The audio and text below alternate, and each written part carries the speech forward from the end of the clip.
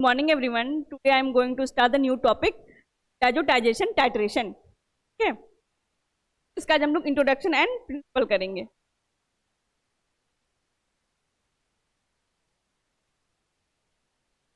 Diazotization titration होता क्या है? हम लोग क्या करते हैं, जो हम डिटरमाइन करते हैं किसको, प्राइमरी एरोमेटिक अमाइन कंपाउंड्स को. ठीक है, इसमें जैसे कि हमने भी टाइट्रेशन किया, उसमें तो किसी न किसी चीज को डिटरमाइन करने के लिए कर रहे थे, कोई ना कोई सब्सटेंस को डिटरमाइन करना पड़ रहा था. यहाँ पे हम लोग क्या करेंगे, प्राइमरी अमाइन को करेंगे. अब प्राइमरी अमाइन क्या होता है? Primary amine 1 degree 2 degree 3 degree पर है ना अमाइन, वो क्या होता है, अमाइन ग्रुप अटैच रहता है. ठीक है, तो 1 डिग्री को कैसे बोलेंगे? यदि नाइट्रोजन के साथ एक कार्बन हमारा अटैच है, कार्बन ग्रुप, तो क्या हो जाएगा वो 1 डिग्री. जैसे तो क्या हमारा, ठीक है, के साथ हमारा S3 ग्रुप ऐड है, फिर H हो गया हमारा. तो हमारा ये हो गया 1 डिग्री. ठीक, ये प्राइमरी अमाइन हो गया. ठीक है, दूसरा हमारा हो गया यदि इसके साथ 2 कार्बन अटैच है,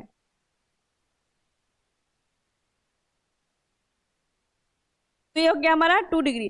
जैसे जो 3 डिग्री वाला होगा वो क्या होगा, टर्सरी में 3 कार्बन अटैच होगा. ठीक है, 4 वाले में क्या होगा, 4 कार्बन से अटैच होगा, पर उसके पास क्या हो जाएगा, एक पॉजिटिव चार्ज आ जाएगा. ठीक है, 4 डिग्री की बात करेंगे हम लोग. तो ये क्या हो गया हमारा अमाइंस हो गया, प्राइमरी सेकेंडरी टर्सरी. ठीक है, तो इसमें हम लोग जो एस्टिमेशन करते हैं, डिटरमाइन कर किसका करते हैं, प्राइमरी. अब यहाँ पे लिखा हुआ एरोमेटिक अमाइन. अब एरोमेटिक किसको बोलेंगे? एरोमेटिक आप लोग ये सब ऑर्गेनिक केमिस्ट्री में ऑलरेडी पढ़ा होगा. ठीक है, बेंजीन रिंग हमारा है, वो क्या है, इसको एरोमेटिक होने के लिए कम से कम उसमें क्राइटेरिया को फुलफिल होना चाहिए. कौन कौन सा? जैसे 3-4 क्राइटेरिया में पहला चीज है हमारा कि वो साइक्लिक फॉर्म में होना चाहिए, रिंग फॉर्म में होना चाहिए. दूसरा उसका हो जाएगा पाई बॉन्ड जो है. ठीक है, जैसे कि हम आपने बताया बेंजीन रिंग, तो हमने बेंजीन रिंग में इसका जो पाई बॉन्ड हो गया, ये तो सिग्मा बॉन्ड होता है. यदि पाई बॉन्ड ये है, एक दूसरे से क्या होना चाहिए, ये सॉरी यहाँ पे आएगा. ठीक है, तो ये क्या, पाई बॉन्ड से शेयर होना चाहिए. ठीक, एक और होता है हक्कल्स रूल. हक्कल्स रूल को ये फुलफिल करे, देन ये क्या हो जाएगा, एरोमेटिक होगा. एरोमेटिक होने के लिए इतने सारे क्राइटेरिया चाहिए, जो कि ऑलरेडी आप लोगों ने पढ़ रखा है इस चीज को ऑर्गेनिक केमिस्ट्री में. ठीक है, तो इसमें क्या करना, डाइजेशन टाइट्रेशन में these are those titration which are used for the determination of primary aromatic amine compound. मतलब इसमें क्या करेंगे हम लोग, प्राइमरी एरोमेटिक होगा अमाइन कंपाउंड को हम लोग डिटरमाइन करेंगे. ठीक है, थ्रू द डाइजोटाइजेशन टाइट्रेशन.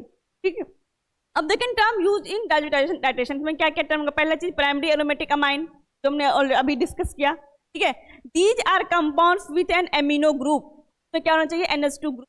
क्या है, एमिनो ग्रुप है, अटैच होना चाहिए. एरोमेटिक रिंग है, जैसे हो गया एलिनीन, एनिलीन. ठीक है, एनिलीन हो गया, बेंजीन रिंग पे हमारा NH2 ग्रुप अटैच है, क्या बोलेंगे लोग, एनिलीन भी बोलते हैं. ठीक है, और बेंजीन रिंग हमारा क्या है, एरोमेटिक है, कि वो साइक्लिक भी है, पाई बॉन्ड भी शेयर कर रहा है.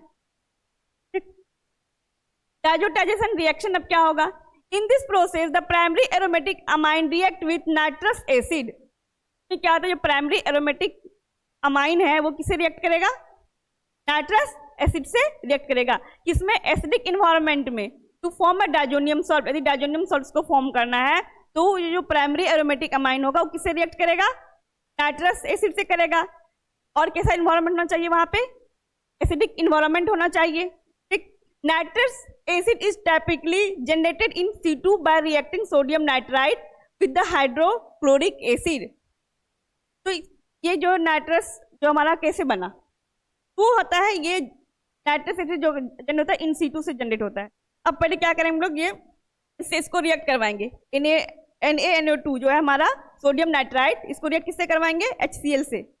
ठीक है, तब हमारा क्या फॉर्म होगा, नाइट्रस एसिड प्लस NaCl देगा. इसको हम आगे भी करेंगे, प्रिंसिपल में ये आएगा. ठीक है, वहां आप लोग को अच्छे समझ. अब इसमें क्या, टेम्परेचर. टेम्परेचर कंट्रोल जो है इसमें करना, the reaction is carried out at low temperature. और इसमें हमेशा हम लोग लो टेम्परेचर पे करेंगे. जब हम डाइजोटाइजेशन टाइट्रेशन करेंगे तो टेम्परेचर कितना होना चाहिए, लो होना चाहिए, 0 to 5 degree Celsius. Because diazonium salt are unstable and can decompose at higher temperature. ये क्या होता है, डाइजोनियम सॉल्ट जो है वो क्या होता है, अनस्टेबल हो जाती है, हाई टेम्परेचर देंगे तो डिग्रेड हो जाएगा, इसीलिए हम लोग हमेशा किस पे परफॉर्म करेंगे, लो टेम्परेचर पे। टेम्परेचर कितना होना चाहिए, 0 to 5 डिग्री सेल्सियस। इसको ऐसे हम जनरली आइस बात पे भी करते हैं, हम लोग वाटर बात हो गया तो पानी लेके करते हैं, होता है आइस बात, आइस को रख के हम लोग काम करेंगे। दूसरा होता है हमारा एक सैंड बात होता है, जब हम लोग क्या करेंगे, सैंड को हीट करके उसमें हम लोग जो परफॉर्म करते हैं, ठीक है, तो यहाँ पे हम लोग आइस बात का यूज करेंगे।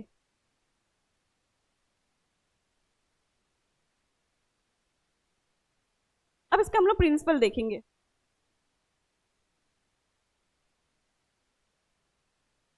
Principle, it is based on the principle that primary aromatic amine of the sample and the sodium nitrite react together in acidic medium। अब इसमें क्या है, हमारा जो है प्राइमरी एरोमेटिक अमाइन जो है वो किससे रिएक्ट करेगा, sodium nitrite react together in acidic medium. Acidic medium हमने क्या दिया, HCl को रखा है, ठीक है, टू इल्ड डाइजोनियम सॉल्ट, तब बनेगा हमारा क्या, डाइजोनियम सॉल्ट। ये रिएक्शन जो 2 स्टेप में कंप्लीट हो रहा है, पहला स्टेप हो जाएगा हमारा सोडियम नाइट्राइट Na2, ठीक है, जो अभी हमने बात किया था कि आगे आप लोग पढ़ोगे, यहाँ पे हम लोग पढ़ रहे हैं प्रिंसिपल में। तो पहले हम लोग क्या करेंगे, सोडियम नाइट्राइट को लेंगे, ठीक है, उसको हम लोग हाइड्रोक्लोरिक के साथ रिएक्ट करवाएंगे, तो हमारा क्या बनेगा यहाँ पे, nitrous acid and sodium chloride बनेगा। अब इस नाइट्रस एसिड से हम किसको रिएक्ट करवाएंगे, ये प्राइमरी अमाइन को, तो एनिलीन भी बोलते हैं, ठीक है ना। बेंजीन रिंग पे एक नाइट्रोजन से एक कार्बन अटैच है, कार्बन, ये क्या हो गया, 1 डिग्री वाला हो गया, प्राइमरी अमाइन हो गया हमारा। और हमेशा हम लोग डाइजोटाइजेशन में क्या करते हैं, प्राइमरी एरोमेटिक अमाइन को क्या करते हैं, डिटरमाइन करते हैं। तो हमने क्या किया, इसको रिएक्ट करवाया गया, रिएक्ट करवाया हमने नाइट्रस एसिड से के प्रेजेंस में, HCl के प्रेजेंस में, ठीक। तो हमारा क्या फॉर्म हो गया, डाइजोनियम सॉल्ट, क्या बना हमारा, डाइजोनियम सॉल्ट, ठीक है। समझ में आ गया प्रिंसिपल। पहले हमें क्या करना है, पहले क्या करना है, सोडियम नाइट्राइट को हाइड्रोक्लोरिक साथ रिएक्ट करवाना है। जब हमारा नाइट्रस एसिड आ जाएगा, फिर उसको हमको किससे रिएक्ट करवाना है, प्राइमरी एरोमेटिक अमाइन, ठीक है। तो हमारा क्या बनेगा, डाइजोनियम सॉल्ट।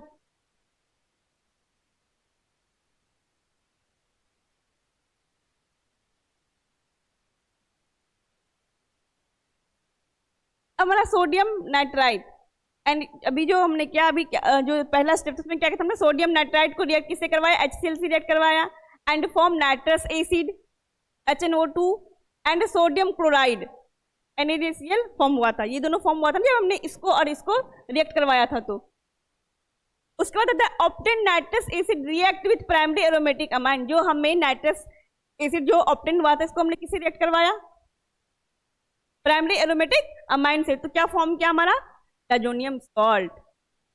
अब इसमें तो इन पॉइंट, टाइट्रेशन में इन पॉइंट की बात करते हैं, ठीक है। इससे पहले जो हमने पढ़ा था ग्रेविमेट्री एनालिसिस में हमने इन पॉइंट की बात नहीं की, ठीक है था ना हमने, क्योंकि वो टाइट्रेशन था ही नहीं। तो अब तभी इसके पहले हमने टाइट्रेशन क्या सारे में हमने इन पॉइंट की बात की है, ठीक है। इन पॉइंट क्या होता है, जब हमारा कलर चेंज हो जाता है तो उसको हम लोग उस टाइम का वॉल्यूम को नोट कर लेते हैं, जिस टाइम हमारा क्या हो रहा है, कलर चेंज हो रहा है एनालाइट का, ठीक है। In diazotization titration we use starch iodine paper as a indicator, ठीक है। इसमें क्या हम लोग यूज करते हैं, स्टार्च आयोडीन पेपर हम लोग यूज करते हैं एज ए इंडिकेटर, ठीक है।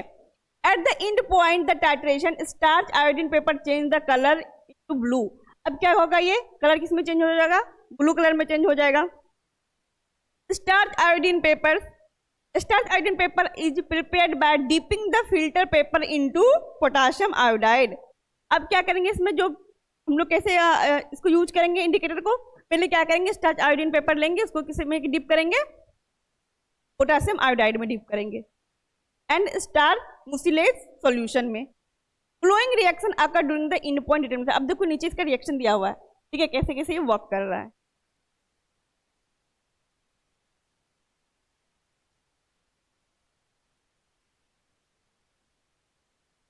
ये हमारा क्या, पोटेशियम आयोडाइड है, HCl लिया हमने, दोनों को रिएक्ट किया, क्या बना हमारा, हाइड्रोजन आयोडाइड बनाया और पोटेशियम क्लोराइड बनाया।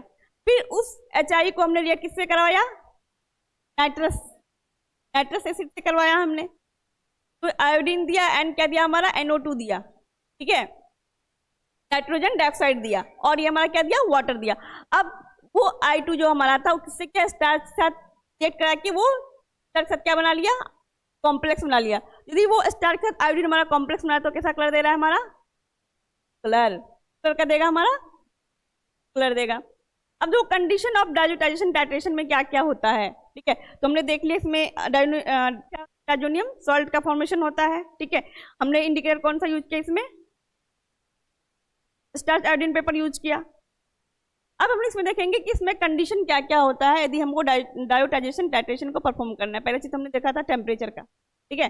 Full maintenance of temperature is the main condition for diazotization titration, मतलब हमें टेम्परेचर को एनी हो मेंटेन करके रखना है, लो टेम्परेचर पे ही करना है परफॉर्म, तो हाई टेम्परेचर पे परफॉर्म नहीं करना, ठीक है। The diazonium salt is not stable at higher temperature, diazonium जो सॉल्ट है वो स्टेबल नहीं रहता है टेम्परेचर, ठीक है, ऑलरेडी हमने अभी डिस्कस किया था। तो the temperature should be maintain at 0.5 degree, तो sorry 0 to 5 degree celsius, 0 to 5 degree celsius पे करेंगे, ठीक है। तो तब हम लोग करेंगे जिसको आइस बात पे रखेंगे तब होगा। डिसएडवांटेज का क्या होगा डायजोनियम टाइट्रेशन का, डायजोटाइजेशन टाइट्रेशन का, applicable for every less variety of sample, क्योंकि ये बहुत कम वैरायटी ऑफ सैंपल के लिए एप्लीकेबल है डायोटाइजेशन टाइट्रेशन। दूसरा है relatively slow compare to the other method, और जितने सारे मेथड उसमें से क्या होता है, ये स्लो प्रोसेस करता है, ठीक है। And required to maintain temperature condition, और क्या इसको हमें क्या रिक्वायर्ड होना चाहिए, टेम्परेचर का मेंटेन करने के लिए, क्योंकि 0 to 5 डिग्री पे ही कर सकते हैं। यदि हायर टेम्परेचर पे करेंगे तो हमारा क्या हो जाएगा, स्टेबल नहीं रहेगा diazonium salt. And in point detection is very, और इन पॉइंट में डिटेक्ट करना बहुत डिफिकल्ट, एक करेगा देन हमारा कलर आ रहा है ना। पहले अभी जितना भी हमने पढ़ा, क्या हमने पढ़ा था, एक कॉम्प्लेक्स वाले को छोड़ के, ठीक है, डायरेक्ट क्या कर रहा था, एनालाइट टाइट्रेंट और एनालाइट जब रिएक्ट कर रहा था देन कलर चेंज हो रहा था, आयोडीन अपना सॉरी इंडिकेटर अपना कलर दे रहा था। और बस एक हमारा कॉम्प्लेक्स क्या देखा था, पहले मेटल के साथ जो है इंडिकेटर रिएक्ट करके अलग कलर बनाता था, देन बाद में टाइट्रेंट के साथ बनाता था, ठीक है। जब उसका बॉन्ड को ब्रेक होता था तब इसका इंडिकेटर एंड एनालाइट का बॉन्ड ब्रेक करके टाइट्रेंट जो है फिर नया कलर देता था। इसमें उससे भी ज्यादा कॉम्प्लेक्स,